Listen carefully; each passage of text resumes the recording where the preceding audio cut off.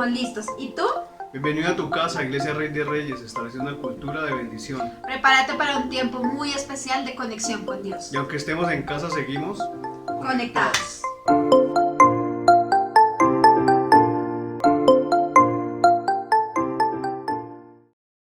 Hola iglesia, me encanta poderlos saludar en esta mañana y mucho más porque vamos a adorar el nombre de nuestro Dios juntos.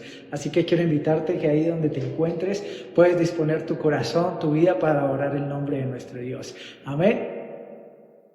Hoy puedo danzar con libertad porque soy su hijo, porque soy su hijo. No puedo danzar con libertad, porque soy amado, porque soy amado. Vamos fuerte ahí con tus palmas, ahora en nombre de nuestro Dios.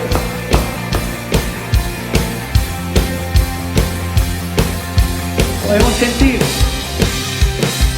sentir tu gozo, podemos sentir tu río, hay sanidad en las aguas, queremos danzar.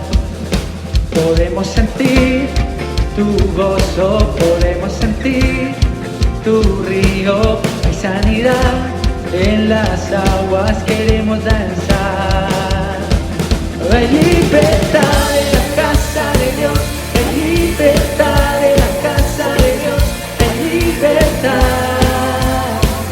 Hay libertad en la casa de Dios, hay libertad en la casa de Dios, hay libertad, hay libertad. Podemos sentir tu gozo, podemos sentir tu río, hay sanidad en las aguas, queremos danzar. Podemos sentir tu gozo, podemos sentir tu río, hay sanidad en las aguas, queremos danzar. Hay libertad en la casa de Dios, hay libertad en la casa de Dios, hay libertad, hay libertad, hay libertad en la casa de Dios.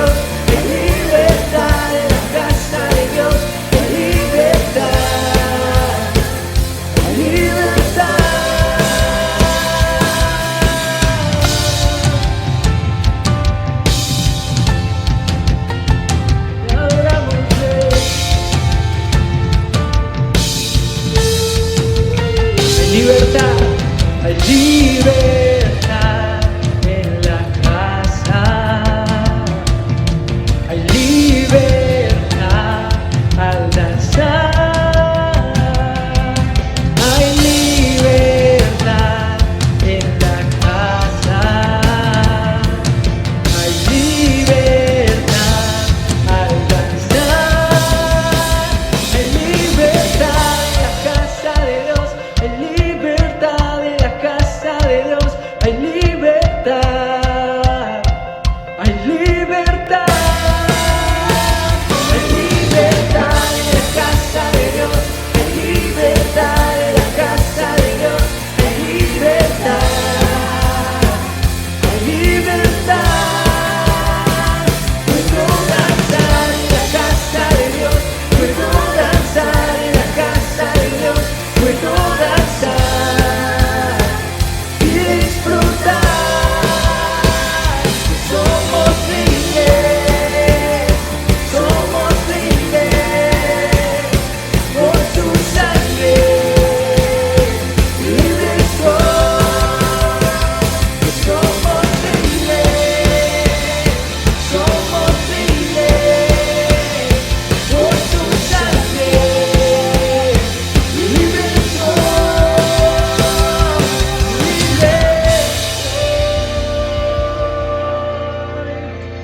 amén. Somos libres en ti, Jesús. Somos libres en tu amor y en tu poder. Te adoramos, Señor. Amén y amén.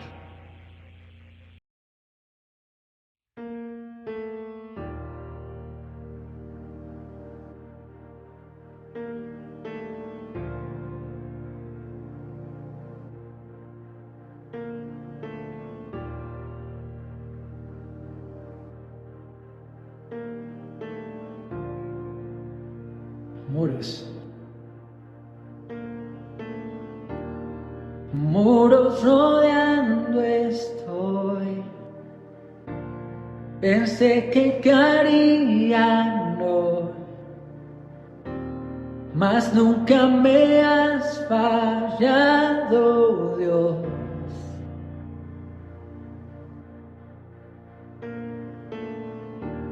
La espera terminará.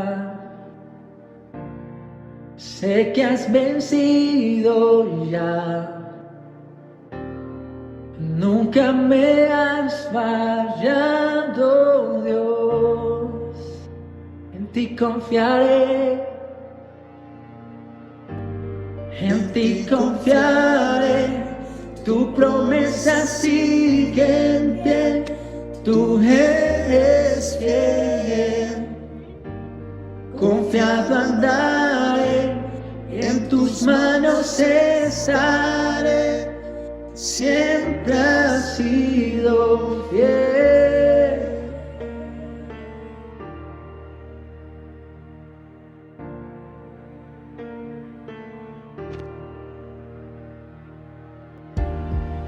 La noche acabará,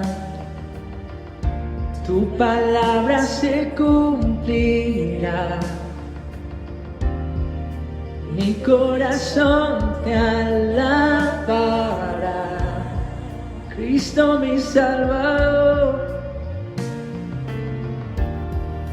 Cristo mi Salvador. Cúbreme con tu amor, mi corazón te alabará.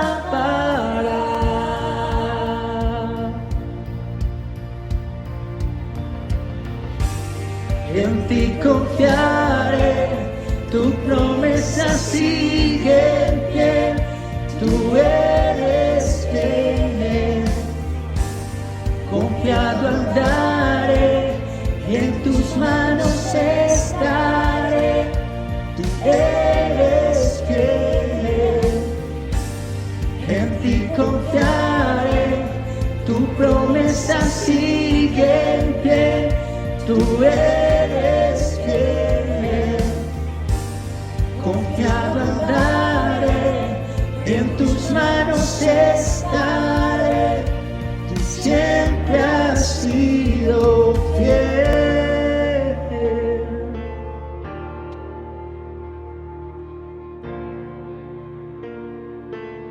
Siempre has sido fiel.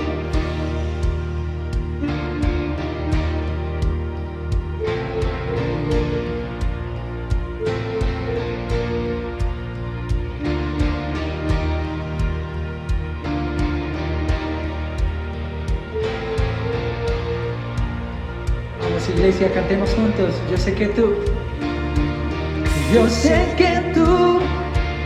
mueves montañas, yo creo en ti, sé que lo harás otra vez. Abriste el mar en el desierto, yo creo en ti, sé que lo harás otra vez. Yo sé que tú mueves montañas, yo creo en ti, sé que lo harás otra vez.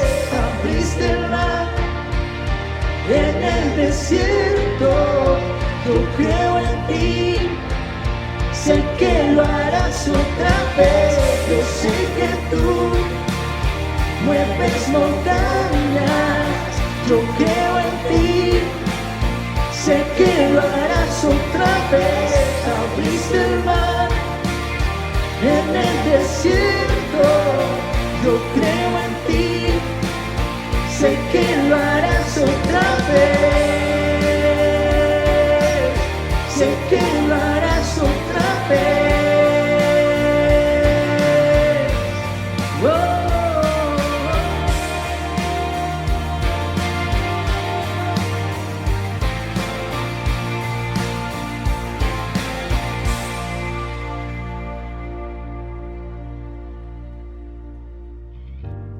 En ti confiaré, Tu promesa sigue en pie, tú eres fiel. Confiado andaré, en tus manos estaré. Siempre has sido fiel, en ti confiaré. Tu promesa sigue en pie, tú eres fiel.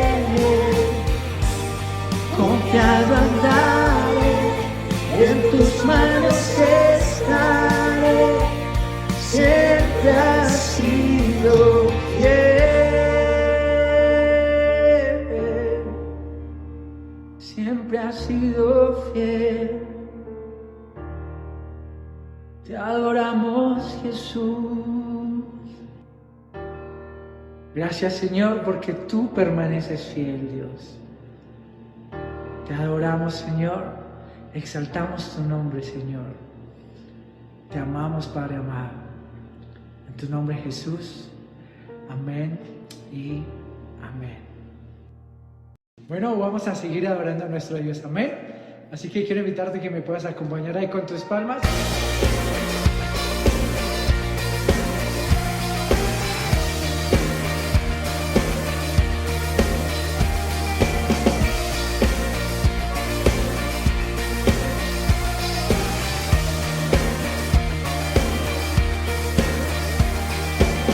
Quien rompe el poder del pecado, tu amor es fuerte y poderoso, el Rey de gloria, el Rey de majestad.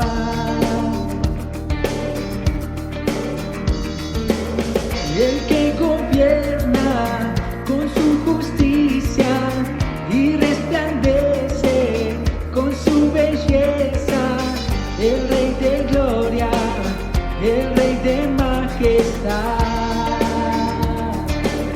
Gracias sublime, perfecto es su amor. Tomaste mi lugar, cargaste tú mi cruz, tu vida diste ahí. Y ahora libre soy, Jesús te adoro por lo que hiciste en mí.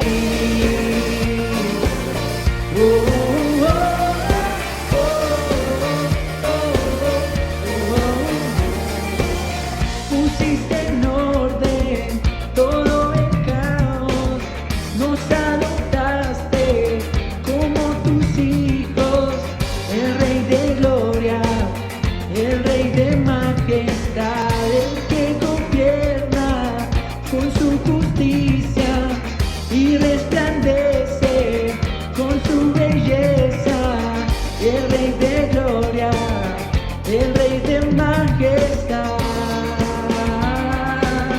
Gracias sublime, perfecto es su amor. Tomaste mi lugar, cargaste tú mi cruz,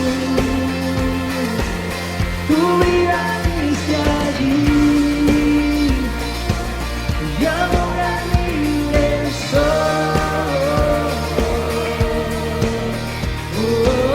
Jesús te adoro por lo que hiciste en mí. Digno es el Cordero de Dios, digno es el Rey que a la muerte venció. Digno es el Cordero de Dios, digno es el Rey que a la muerte venció. Digno es el Cordero de Dios, digno es el Rey que a la muerte venció. Digno es el Cordero de Dios, digno, digno, digno. Gracias sublime, perfecto es su amor.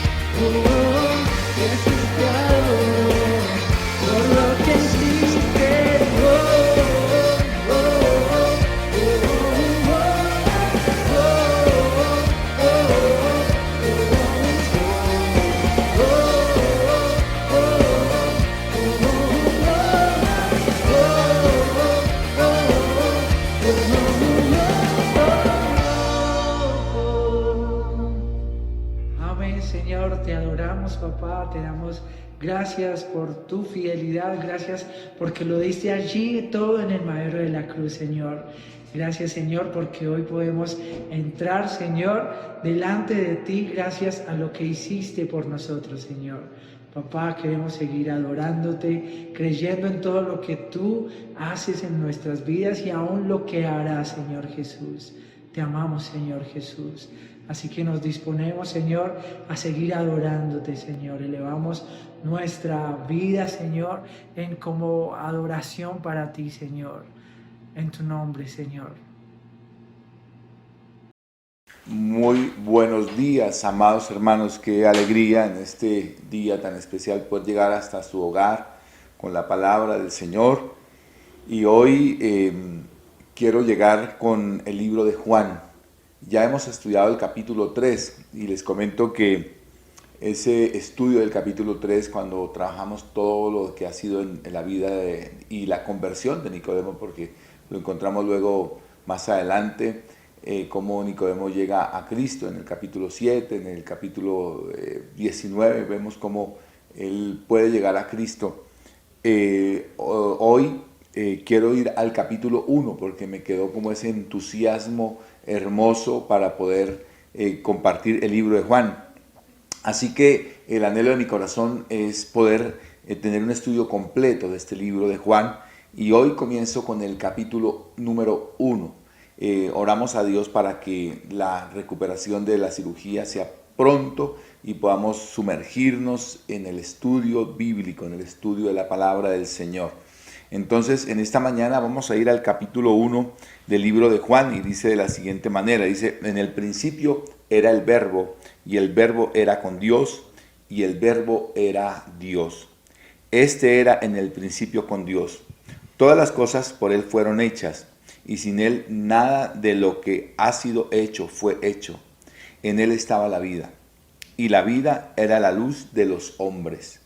La luz en las tinieblas resplandece, y las tinieblas no prevalecieron contra ella.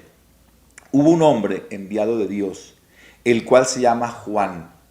Este vino por testimonio, para que diese testimonio de la luz, a fin de que todos creyesen por él. No era él la luz, sino para que diese testimonio de la luz. Aquella luz verdadera que alumbra a todo hombre venía a este mundo. En el mundo estaba, y el mundo por él fue hecho, pero el mundo no le conoció. A lo suyo vino, y los suyos no le recibieron. Mas a todos los que le recibieron, a los que creen en su nombre, les dio potestad de ser hechos hijos de Dios, los cuales no son engendrados de sangre, ni de voluntad de carne, ni de voluntad de varón, sino de Dios. Y aquel Verbo fue hecho carne, y habitó entre nosotros, y vimos su gloria, gloria como la del unigénito del Padre, lleno de gracia y de verdad.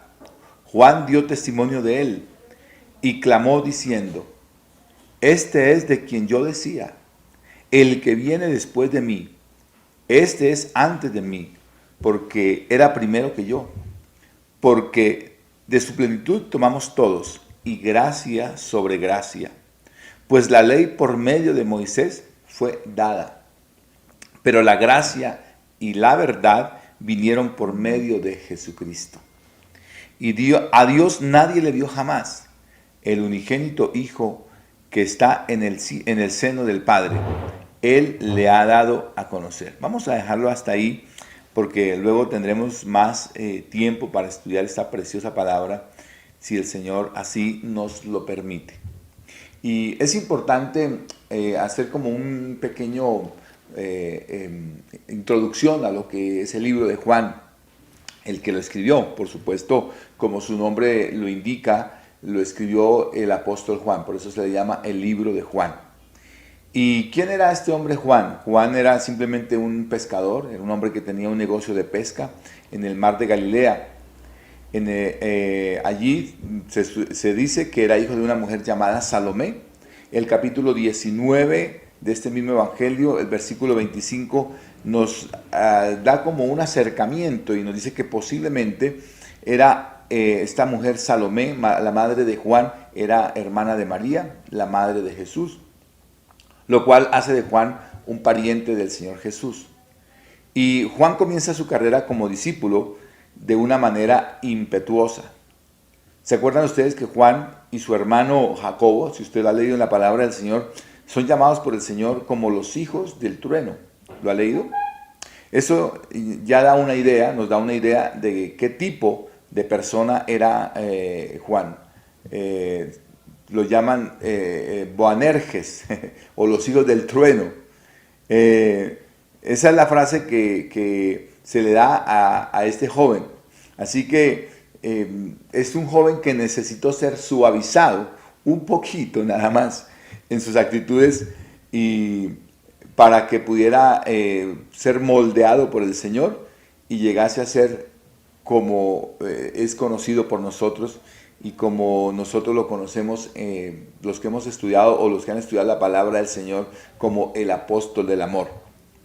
Entonces mire los cambios que el Señor generó en Juan. Por eso pues, es creíble su evangelio, porque es un hombre definitivamente transformado por el Señor. Entonces, de hijo del trueno a apóstol del amor. Esta palabra amor se menciona 80 veces en sus escritos. En el libro de Juan se menciona 80 veces. También es conocido como el apóstol, Juan el apóstol, y usa 100 veces en el Evangelio la palabra creer. Entonces, cuando observamos su vocabulario, podemos concluir que Juan desea que sus escritos, todo lo que él escribió, las personas lo lean y puedan creer en la verdad del Evangelio. O sea, uno ve la intencionalidad de Juan como autor de esta palabra para que el mundo que lea el Evangelio, incluyéndote a ti, mi amado hermano, incluyéndome a mí, al leer el libro de Juan nosotros podamos creer. Y vea usted lo hermoso que ha sido estudiar la conversión de Nicodemo, porque como lo dijimos en los primeros 10 versículos nos habló del nuevo nacimiento, pero luego le habló 5 veces del nuevo nacimiento, pero los siguientes versículos nos hablan 7 veces del creer. Y entonces por lo menos 100 veces Juan nombra en el Evangelio la palabra creer, porque él considera que al leer su Evangelio, la predicación que escribió aquí, muchas personas serían empapadas por una verdad, la única verdad, y la gente podía llegar a la verdad y creer el Evangelio. Entonces, esa es la intención de Juan al escribir. El Evangelio de Juan ha sido identificado por muchos a través de los siglos también como el lugar santísimo.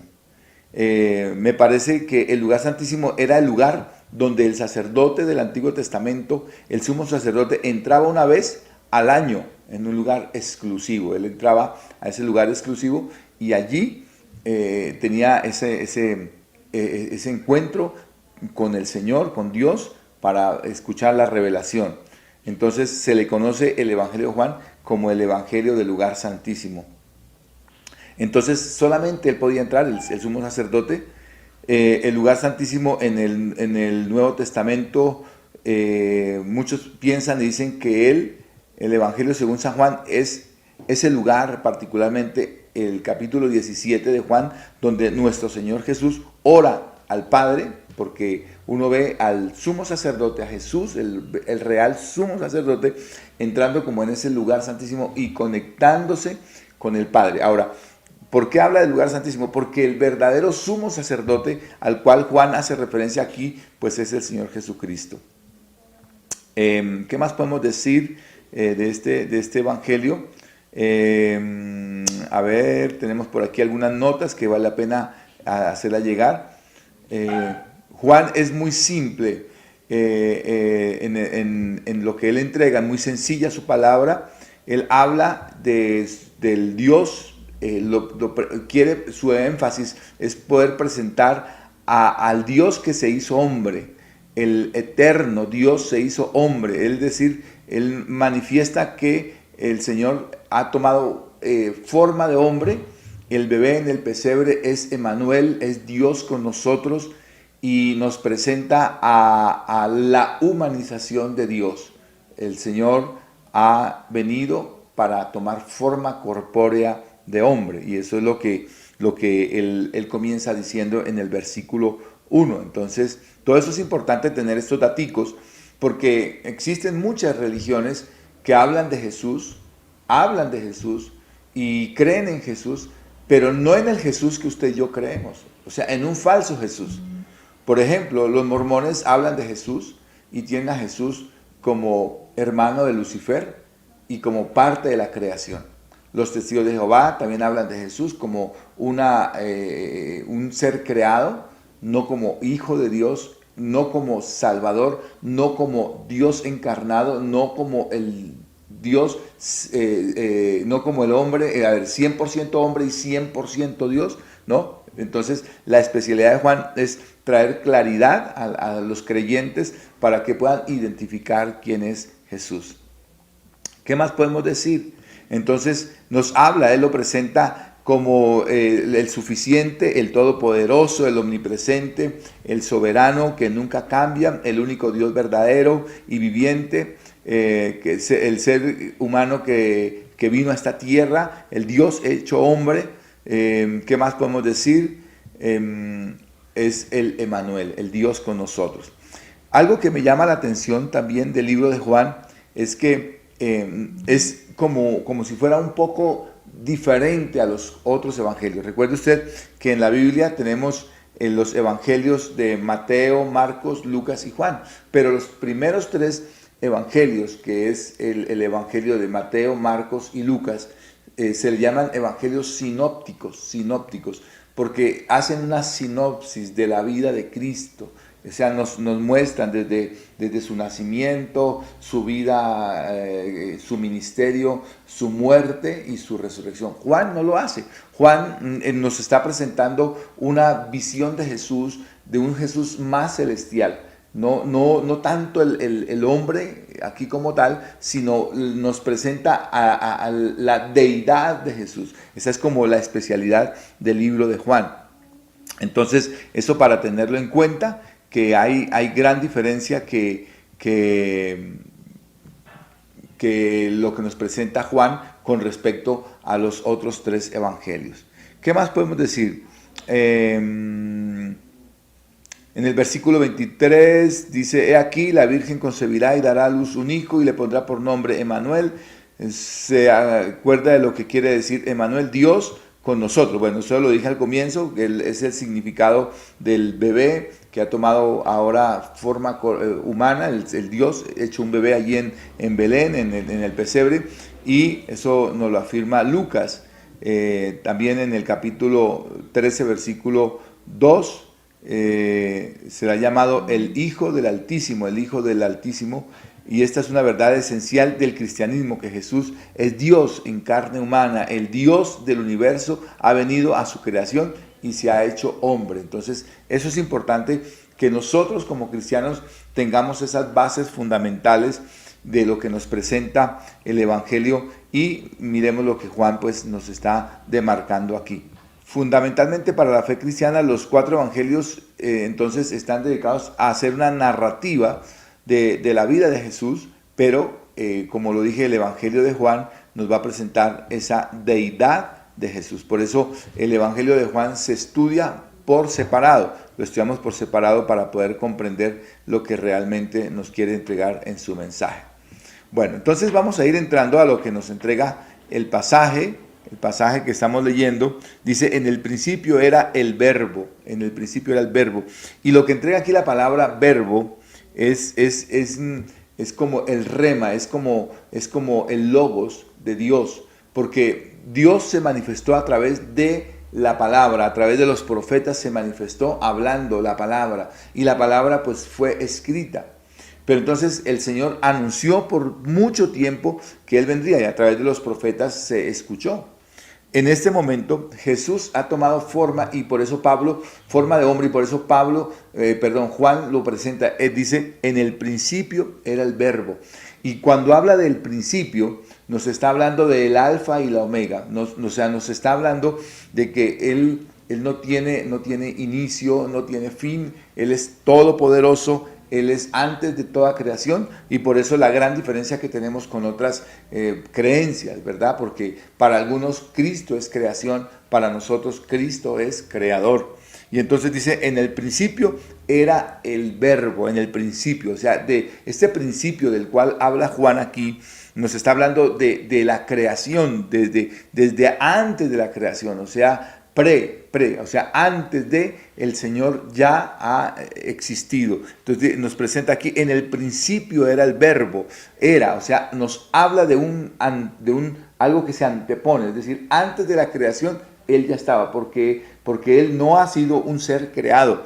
En el principio era el verbo, y el verbo entonces nos habla de ese rema, de ese logos que ha sido por todas las generaciones la pronunciación de Dios a la humanidad, pero que ahora ese verbo va a venir aquí o está sobre la tierra. Dice, en el principio era el verbo, y el verbo era con Dios. O sea, nos está hablando de una coexistencia, primero una preexistencia y luego también de una coexistencia, de cómo está con Dios. Y dice, y el verbo era Dios. Nos habla entonces de ese Dios que está ahí en el pasado, en el presente y en el futuro. El verbo era Dios. Este era en el principio con Dios. O sea, nos está mostrando que no está fuera de Dios, ni que fue un ser que el Dios Padre tomó la decisión de crear, sino que Él está ahí con el Padre. Nos está presentando entonces el proceso trinitario, la Trinidad nos la está manifestando en este versículo. Dice, todas las cosas por Él fueron hechas. Mire cómo lo presenta aquí. Lo presenta como el Dios creador. Todas las cosas por Él fueron hechas, todas. O sea, mire el lugar que Juan comienza a presentar aquí de Jesús. Jesús es un Dios, no un Dios, sino Jesús es Dios. Y por eso lo ha presentado como algo preexistente, luego coexistente, porque está en cooperación con el Padre, y también algo existente. Y dice que este era en el principio, dice, todas las cosas por Él fueron hechas, todas las cosas que existen. Es decir, cualquier cosa, no se le escapa nada, y cuando hablamos de todas, la palabra todas es todas. Todas las cosas por Él fueron hechas, y sin Él nada de lo que ha sido hecho fue hecho. Es decir, cualquier cosa que usted pueda mirar en la tierra, la creación del hombre, un animal, todo lo que existe en la tierra fue hecho por Él. Entonces, mire cómo Juan comienza a desglosar y a presentarnos a nosotros, a los que en el futuro leeríamos la palabra del Señor. ¿Quién es Jesús? Que no es cualquier personaje legendario, sino que es el Dios hecho hombre. Y bueno, ¿qué más nos sigue diciendo? Dice, en Él estaba la vida. En Él estaba la vida. O sea, nos está diciendo que Él es la vida. No nos está diciendo que Él fue sacado de la vida o que fue una emanación del poder de Dios, como dicen de pronto los gnósticos. Hablan de una emanación del poder de Dios. No, dice, en Él estaba la vida. Es decir, que Él es la fuente de la vida. Y la vida era la luz de los hombres. Entonces, como quien dice, de Él sale todo su poder para que exista la creación humana. La creación humana sale de Él, que Él es, por ser Él, la fuente de la vida. La luz en las tinieblas resplandece, y las tinieblas no prevalecieron contra ella. Nos presenta entonces ese poder de Dios como luz, porque nos está presentando ese Dios de la vida, pero ahora lo presenta como la luz en las tinieblas. Y usted recuerda en la creación cuando el Padre dice, sea la luz, y la luz fue hecha. Entonces nos presenta aquí a Jesús como la luz en las tinieblas. Y eso es algo precioso, porque dicen los oftalmólogos, los médicos, que para que un ojo pueda ver, lo único que se necesita es que haya luz. En la oscuridad no hay visión. Y lo mismo usted lo comprueba. Usted puede entrar a la habitación más oscura que haya, pero usted enciende una vela o solamente prende un fósforo e inmediatamente esa habitación se ilumina y usted puede ver lo que hay dentro de esa habitación. Por eso cuando Jesús hace la creación, las tinieblas desaparecen porque dice, la luz en las tinieblas resplandece y las tinieblas no prevalecieron contra ella. Cuando Él hace su manifestación, entonces las tinieblas no pueden resistirse. Por eso donde hay un hijo de Dios, las tinieblas no pueden reinar, porque la luz está en su vida. Y entonces Él luego continúa presentando a quien está relatando, porque aquí hay en este capítulo hay un narrador bíblico que nos está hablando del personaje. Aunque Juan es el autor del libro, pero también deja ver por encima de él que hay un narrador que está hablando acerca de esta palabra. Es como alguien omnisciente, pues no me refiero a Dios, pero es alguien que sabe lo que está sucediendo en la historia. Y entonces nos presenta, dice, hubo un hombre enviado de Dios, el cual se llama Juan, pero no este Juan, autor del libro. Dice, hubo un hombre, o sea, nos está hablando de un pasado, hubo un hombre enviado de Dios, es decir, tenía una comisión, estaba comisionado por Dios. Hubo un hombre enviado de Dios, el cual se llama Juan, y presenta a Juan. ¿Cuál Juan será? Dice, este vino por testimonio, para que diese testimonio de la luz. O sea, envía a un mensajero, enviado, porque dice, hubo un hombre enviado de Dios, el cual se llama Juan, con nombre propio, Juan, y usted ya lo habrá identificado ahí, Juan el Bautista. Este vino por testimonio, para que diese testimonio de la luz. Venía a anunciar, a preparar el camino de quien vendría a salvar a los hombres. Entonces dice, este vino por testimonio para que diese testimonio de la luz, a fin de que todos creyesen por él. Entonces tenía un mensaje. El mensaje era presentar al Salvador, al Redentor del mundo, para que el mundo se preparara, para que el mundo pudiera estar listo para recibir al Salvador del mundo. ¿Y qué más nos dice? A fin de que todos creyesen por él. Dice, no era él la luz, simplemente era un mensajero, sino para que diese testimonio de la luz. Tenía un propósito, dar testimonio. ¿Y cómo podríamos aplicar nosotros en este tiempo esta porción a nuestra vida?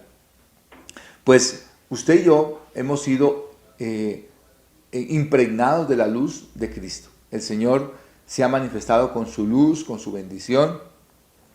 Y nuestros ojos han sido abiertos. Yo dije a usted, hablando un día acerca del Evangelio según Génesis, que cuando habla que en el principio el Espíritu de Dios estaba sobre la faz de las aguas. Bueno, y cuando crea la luz, dice que la luz disipó las tinieblas en la creación, porque ese es el efecto, y como lo acabé de decir, el efecto de la luz es disipar las tinieblas. Y cuando la luz viene a nuestra vida, entonces la luz hace que nuestro interior se ilumine para que nosotros podamos ver el desorden que hay en nuestra vida, y esa luz, pues, primero traiga incomodidad. Si usted entra a su habitación y encuentra esa habitación totalmente desordenada, quizás salió de afán en la mañana y no tendió la cama, le quedó todas las chanclas botadas, la ropa botada por el piso, y en la noche llega, usted quisiera encontrar una habitación bien organizada para llegar a descansar, pero cuando llega y prende la luz y encuentra pieza horrible, pues se siente incómodo. Así es el ser humano de pecado. Cuando Dios ilumina a través del Espíritu Santo la vida de esa persona, el Espíritu Santo enciende la lámpara de esa habitación, de esa vida, de ese corazón, y muestra el desorden que hay en la vida. Y entonces es lo que sucede aquí. Juan es tocado por Dios y la luz de Dios ilumina su vida y se convierte en un testimonio. Más adelante Juan va a decir, yo solo soy una voz, hablando aquí de Juan, porque no se trata de que podamos poner en alto a Juan el Bautista, simplemente él es un profeta, del cual Jesús se refiere más adelante, que como él no ha habido otro, y que es el más grande de todos los profetas que han existido en Israel, y de eso se trata el Evangelio. Nosotros no estamos para ensalzar hombres. A veces algunos dicen, mire, la Biblia tiene hombres que hicieron cosas feas, ¿y por qué eso está en la Biblia? Sencillamente la Biblia está para que nos pueda mostrar la imagen de Jesús y nosotros podamos honrar a Jesús y darle gloria a Jesús y exaltar a Jesús. Aún en medio de la necesidad de los hombres, nosotros podamos conocer que el único perfecto es Jesús. Entonces dice, hubo un hombre enviado de Dios, el cual se llama Juan. Y yo quiero que se ubique ahí porque estamos mirando cómo aplicar esto a nuestra vida. Dice, este vino por testimonio, para que diese testimonio de la luz, para que diese testimonio. Nuestro compromiso, amados, es dar testimonio de la luz, a fin de que todos creyesen por él. No era él la luz, sino para que diese testimonio de la luz. O sea, hay un llamado de Dios, al igual que el de Juan el Bautista. Juan vino enviado de Dios. La iglesia en este tiempo también son los llamados para ser enviados con un mensaje apostólico, un mensaje de conversión a los creyentes, un mensaje neotestamentario, hablar de la luz de Cristo, del evangelio de Cristo, de la resurrección de Cristo, de la muerte de Cristo, de invitar a las personas para que reciban a Cristo como su único y suficiente Salvador, para que abran su corazón y el Señor pueda rescatarlos de la muerte. Y ese es el mensaje que nosotros estamos llamados e invitados a dar. Aquella luz verdadera que alumbra a todo hombre venía a este mundo. Y igual, esa es la promesa, ese es el mensaje de aquella época, pero es el mensaje que el Señor también está enviando en este tiempo. En el mundo estaba y el mundo por él fue hecho. Una vez más nos presenta aquí la especialidad de Juan, que va a ser el deleite en todo el capítulo, en todo el libro, de Juan, donde vamos a deleitar cómo Jesús es presentado como lo que él es, el Dios encarnado, el Dios hecho carne. Dice, aquella luz verdadera, ahora sí habla de la luz que es Cristo. Mire cómo lo presenta primero, lo presenta como el verbo, ahora lo está presentando como la luz que alumbra a todo hombre. Dice, venía a este mundo. En el mundo estaba, porque ya usted ha leído que estuvo en un pesebre, Isaías lo había prometido, pero ahora los evangelios de Mateo, Marcos, Lucas nos pueden ilustrar perfectamente el nacimiento de Cristo y cómo estaba Cristo allí en el pesebre. Ya está en el mundo, dice, aquella luz verdadera que alumbra a todo hombre venía a este mundo. En el mundo estaba y el mundo por él fue hecho, pero el mundo no le conoció. El mundo no le conoció. O sea, vino para que el mundo lo identificara, para que el mundo pudiera creer y la gente pudiera darse cuenta que él es el Salvador del mundo. Dice, a lo suyo vino y los suyos no le recibieron. A su pueblo vino, a lo suyo, a lo que le pertenecía, a él vino, a ellos vino. Pero ellos no tomaron la decisión de recibirlo. No les interesó, lo menospreciaron. Cuando uno estudia en 2 de Samuel la vida de David, uno encuentra que David quizás en el comienzo de su vida y ya cuando es promovido a ser rey, uno encuentra como un prototipo de Mesías, y cualquiera de los judíos pudiera haber recibido con más facilidad a David que a Jesús, porque David, con todas las características, y usted puede hacer un estudio de la vida de David en 2 de Samuel, va a encontrar cómo las características de un verdadero Mesías están en David. Pero luego, más adelante, David tiene un problema. David comienza a decaer porque por no ir a la guerra se enredó con una mujer llamada Betsabé, cae en adulterio y la vida de David es transformada. Aunque David no era el Mesías, por supuesto, pero tenía unas características iniciales en su vida de juventud y de niñez como si fuera el Mesías prometido. Pero luego mostró ser un hombre de pecado. Y qué bueno que la palabra nos permita quitar la mirada de los hombres, porque cuando uno continúa estudiando la historia de David, encuentra que todo ese pecado que tuvo allí con Betsabé lo llevó a una crisis familiar, porque luego un hijo de él abusó de una de sus hermanas y un hermano mató a ese hermano por haber abusado de su hermana. Y bueno, usted conoce toda la historia, no la voy a traer ahorita. También va a encontrar cómo Absalón se enfrenta con su padre y luego muere de una forma muy difícil, pero Absalón se empeñó en hacer política en contra de su padre, y todo esto por causa de la desobediencia y del pecado de David. Pero Jesús no fue así. Jesús es el perfecto hombre, el Mesías que no cometió pecado, no cometió ningún pecado. Y entonces por eso lo presenta, dice, aquella luz verdadera que alumbra a todo hombre, venía a este mundo. En el mundo estaba y el mundo por él fue hecho. Una vez más, Juan lo presenta no como cualquiera, sino como el creador. El creador, no era cualquier persona. Y yo creo que desde su niñez Jesús entendió quién era él. Él sabía que él era el Mesías. Y entonces Juan lo presenta, el mundo por él fue hecho. O sea, está diciendo, Jesús no es creación, Jesús es creador, Jesús es Dios. Usted va a encontrar a lo largo del libro de Juan cómo Jesús es Dios. Esa es la especialidad de Juan. Juan no está preocupado por narrar siquiera parábolas en su libro. Juan no está preocupado por mostrar acontecimientos en la vida de Jesús. Juan, usted lo va a leer en su casa, y Juan su anhelo más grande es que el mundo pueda ver en Jesús una vida con un carácter celestial. Presenta la hermosura y la deidad y el pleroma, la plenitud de Dios en la persona de Jesucristo. Entonces dice, venía a este mundo. En el mundo estaba y el mundo por él fue hecho. El mundo por él fue hecho, pero el mundo no le conoció. Imagínese usted, hace un trabajo, pero la gente lo ignora. Jesús, el creador, fue ignorado. A lo suyo vino y los suyos no le recibieron. Mas a todos los que le recibieron, a los que creen en su nombre, o una vez más aparece la palabra creen, va a ser repetida 100 veces en este libro. Creen en su nombre, les dio potestad de ser hechos hijos de Dios.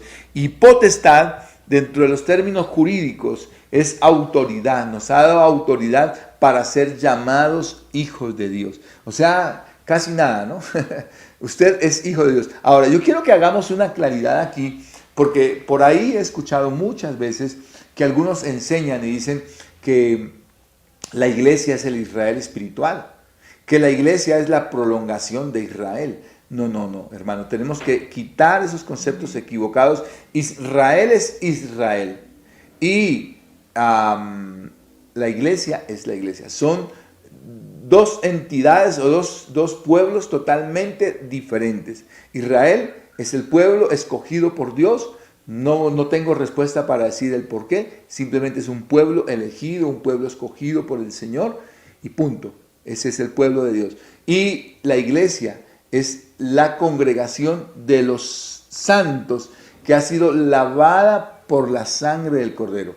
Y entonces cualquier judío sí puede entrar a ser parte de la iglesia si acepta el sacrificio de Cristo, si acepta la muerte, la resurrección y lo recibe a Él como su Señor y como su Salvador y permite el señorío de Cristo sobre su vida, puede ser parte de la iglesia. Pero la iglesia jamás podrá ser parte del pueblo judío. Ahora, ¿somos pueblo de Dios? Por supuesto, eso sí hay que entenderlo con claridad. No somos judíos, pero somos pueblo de Dios. Y al ser pueblo de Dios, el Señor nos ha dado potestad. Dice, más a todos los que le recibieron, a los que creen en su nombre, los que creen en su nombre, les dio potestad de ser hechos hijos de Dios. Los que creen en su nombre, me parece fascinante poder expresar esto, los que creen en su nombre. Por eso yo soy cristiano, yo creo en Jesús, yo he aceptado la obra de Jesús. Para mí lo más importante, porque Él se presenta como ese gran yo soy, el gran yo soy. Yo soy el pan de vida, yo soy la luz del mundo, yo soy el camino, la verdad y la vida.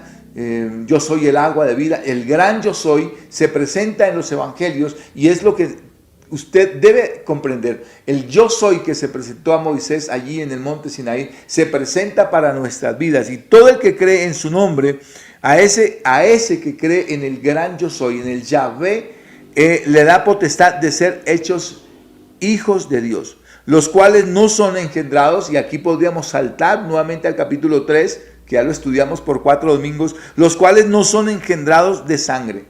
No son engendrados. No está hablando del nuevo nacimiento, ni de voluntad de carne, ni de voluntad de varón, sino de Dios. O sea, lo que hace el Señor es que cuando hay un nuevo nacimiento, el Señor nos permite que haya como yo dije regeneración y dije recreación, pero hay como ese proceso donde el Señor hace como una transfusión, un cambio de sangre y coloca ahora su sangre, porque nuestra sangre es cambiada, ahora tenemos el ADN de Cristo, ahora nuestra ciudadanía no es terrenal, nuestra ciudadanía es celestial, y esto es un acto maravilloso, y es lo que Juan está diciendo aquí en su primer capítulo del libro, los cuales no son engendrados de sangre. La iglesia no fue engendrada de sangre, o que vino alguien para decir estos tienen mi sangre. El único que se toma la autoría de decir ustedes tienen mi sangre es el Señor Jesucristo. No somos engendrados de voluntad de carne, o sea, no fue mi propia voluntad. Ya lo dije las 4 semanas anteriores, no fue mi voluntad ser cristiano. El Señor me llamó, el Señor me rescató y me puso en su familia, me hizo su hijo. Y aquel verbo, vuelve nuevamente a tocar la palabra verbo. En el principio era el verbo y el verbo era con Dios. Ahora aquí en el versículo 14 me habla, dice, y aquel verbo fue hecho carne y habitó entre nosotros. Y habitó entre nosotros. Ya lo dijimos, que se hizo carne, estuvo en un pesebre y se hizo hombre y estuvo en medio de nosotros, estuvo en medio de la humanidad. Y vimos su gloria como del unigénito del Padre, lleno de gracia y de verdad, que fue las características de su ministerio. El logos, la revelación, el rema de Dios, ahora del cielo, pero ahora aquí en la tierra, está dentro de nosotros, en medio de la comunidad. ¿Qué más nos dice? Y la comunidad pues fue testigo de la gloria de Dios, y esa gloria se manifestó como del unigénito del Padre. O sea, este tiene toda la potestad, el unigénito, es decir, el que tiene toda la herencia del Padre, el dueño de la herencia, es decir, Él es el todopoderoso, es lo que está diciendo aquí, lleno de gracia y de verdad, o sea, lleno de la sabiduría, de la gracia de Dios, para repartir esa gracia sobre gracia y de verdad, o sea, la verdad que dice, y conoceréis la verdad, y la verdad os hará libre, la verdad de Dios sobre nuestra vida. Dice, Juan dio testimonio de él. ¿Cuál Juan? Juan el Bautista, era el llamado. Juan dio testimonio de él y clamó diciendo, este es de quien yo decía, este, lo está presentando, este es el que yo quiero que ustedes conozcan. El que viene después de mí es antes de mí, porque era primero que yo, porque de su plenitud tomamos todos y gracia sobre gracia, es decir, somos como esa parte de ese cuerpo. Por eso cuando nosotros participamos de la cena del Señor, la cena del Señor representa la unidad del cuerpo de Cristo, y participamos de la cena del Señor porque participamos de su cuerpo. La iglesia es el cuerpo de Cristo. Por eso tenemos que aprender, y Juan, que es el apóstol del amor, aprender a amarnos los unos a los otros, a respetarnos. No tenemos autoridad para hablar mal de nadie, sino que tenemos que respetarnos y honrarnos los unos para con los otros, porque ese es el cuerpo de Cristo, la iglesia de Cristo. Esto me da una dimensión para ver lo que el apóstol está aquí mostrando, ese cuerpo, esa plenitud. Y de esa plenitud, dice, tomamos todos y gracia sobre gracia. O sea, nos está mostrando ese amor, donde dice, no es tu trabajo, no es lo que tú haces, es lo que yo hice por ustedes, o lo que yo vine a hacer por ustedes. Pues la ley por medio de Moisés fue dada, y se devuelve aquí Juan para hablarnos acerca de la ley, que la ley cumplió su efecto para mostrar el pecado, el ayo al hombre, mostrarle cuál era su debilidad, cuál era su error, pero como tal no pudo traer salvación, solamente mostrarle el pecado al hombre, mostrarle cuál era su delito. La ley le muestra, cuando una ley se expide es para mostrar el error. Por ejemplo, ahorita estamos en la época de la cuarentena y se han establecido leyes donde no podemos violar la cuarentena porque nos podemos acarrear una multa. Entonces eso es lo que sucede, que la ley estuvo para mostrarnos los errores, para que nos cayéramos, y una vez infringamos la ley, pues somos merecedores de un comparendo igual en la ley de Moisés. Pero la ley como tal no traía salvación, sino traía la reprensión, traía el castigo. Entonces dice, pues la ley por medio de Moisés fue dada, pero la gracia y la verdad vinieron por medio de Jesucristo. Ahora le estoy hablando aquí que hay un relator, está el narrador, esto se parece mucho al Génesis, pero es el Nuevo Testamento ya, en el libro de Juan.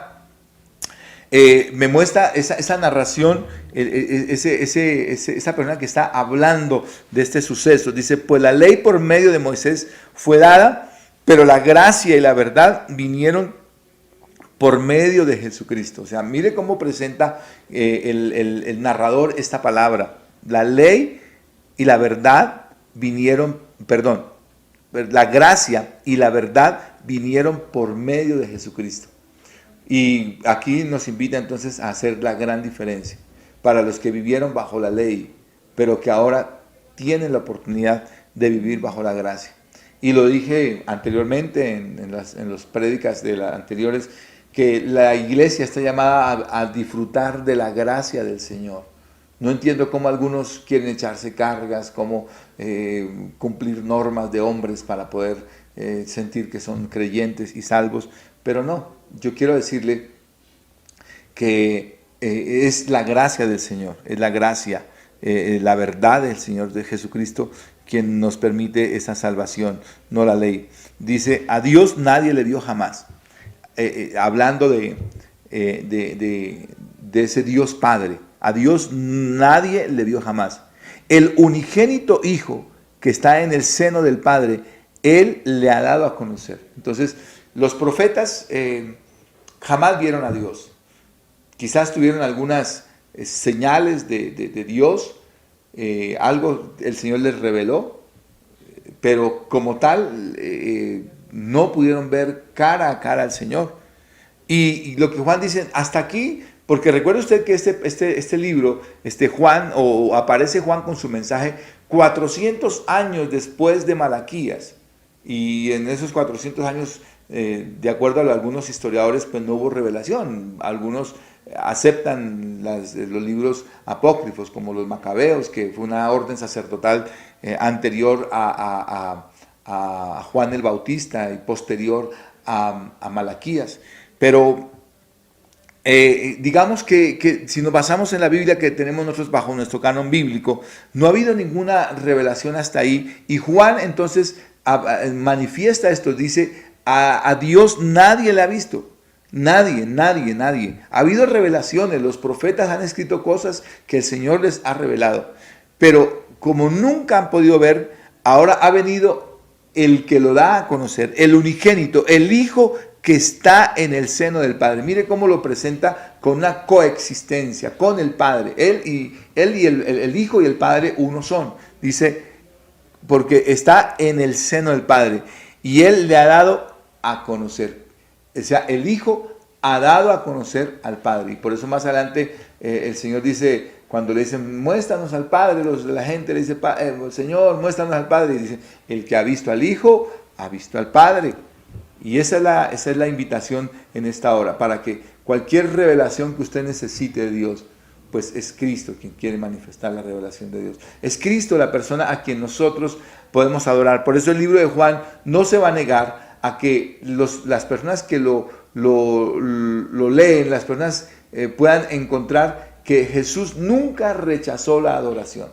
Cualquier ángel o cualquier emisario de Dios, enviado de Dios, que venía con un mensaje y alguien quería adorarlo, se oponían y decían, no puedo recibir adoración, adora a Dios. Por ejemplo, en el Apocalipsis, el ángel que comienza a revelar a Juan el Apocalipsis. Entonces, en este caso, el apóstol Juan sí nos presenta a Jesús como ese ser Dios que aceptó adoración y la aceptó. Y por eso nosotros no nos cansaremos de decir Dios, que Él es Dios. Y este pasaje que acabo de entregarles a ustedes, amados, es un pasaje hermoso para que usted lo pueda presentar a aquellas personas que se anteponen, que dicen tener una religión muy bonita, que sí, que ellos también creen en Jesús, pero que finalmente lo niegan. Finalmente dicen que Jesús no, que Jesús esto, que Jesús lo otro, y terminan negando a Jesús. Entonces, este pasaje me muestra realmente, y el libro de Juan en general me presenta, ya vimos el capítulo 3 de Juan, me presenta entonces cómo cómo Jesús se presenta allí ante Nicodemo como no alguien que viene a contarle una noticia que alguien le comentó o la revelación de un profeta o de un ángel, sino como el Dios que le está diciendo, os es necesario nacer de nuevo. Así es, entonces todo el tiempo Juan va a presentar a Jesús como lo que Él es, como Dios. Dios, Él es Dios. Así que quiero terminar en esta mañana y quiero decirte que abras tu corazón, porque necesitas conocer esta verdad. No dejes que tu corazón se llene de doctrinas heréticas por allá que le dicen, no, sí, nosotros aquí también creemos en Jesús, pero creen en un Jesús totalmente equivocado. Para mí es lamentable ver la doctrina de los mormones y escuchar cómo ellos dicen que Jesús es hermano de Lucifer y lo ponen en un punto de ser un ser creado, lo cual es una herejía total. Y así otras sectas que aparecen por ahí hablando, y nosotros categóricamente estamos aquí para defender la deidad de la persona del Señor Jesucristo. Le invito para que incline su rostro en esta hora y te invito a hacer una oración. Padre, en esta hora quiero darte gracias por cada vida que ha escuchado esta palabra, Señor. Y te pido que tu Espíritu Santo reconforte cada corazón y llene cada vida con su presencia, Padre. Señor amado, te pido que tu Espíritu Santo renueve el corazón de cada creyente, Padre, y que cada uno pueda recibir tu gloria y tu presencia, Padre. Muchas gracias, Dios, por bendecirnos de la manera como tú nos has bendecido. Y Padre, te pido que tu gloria y tu gracia, Señor, reposen en cada vida, Señor. Que tu Espíritu renueve el corazón de cada vida que ha escuchado esta palabra y que cada uno pueda entender quién es la persona del Señor Jesucristo. Él es Dios, en el cual nosotros podemos descansar. Él es el Dios hecho carne, que ha venido a esta tierra para entender nuestra debilidad y para poder ser propicio a nosotros como pecadores. Padre, gracias por revelarte a nuestra vida, Señor. Gracias por permitirnos ser tus hijos. Gracias, Dios, por permitirnos ser llamados hijos de Dios, Señor. Gracias, gracias, gracias, Señor. No lo merecemos, Padre, pero tú nos has dado la potestad de ser llamados hijos de Dios. Perdona nuestras deudas, nuestros pecados, nuestros errores, Señor, y seguimos nosotros adelante, Señor. Adelante confiando en ti, Padre, en el nombre de Jesús. Amén. Hermano, Dios le bendiga. Una feliz tarde para todos hoy domingo. Que Dios le guarde, le prospere rica y abundantemente. Sepa que le amamos. Bendiciones. Nos encantó tenerte con nosotros. Así que te invitamos a que visites nuestras redes sociales y veas todas las actividades que tenemos para ti esta semana. Y si no estás en ninguno de los grupos de la iglesia, Deja tus datos en alguna de estas redes sociales. Así que te esperamos nuestra próxima reunión.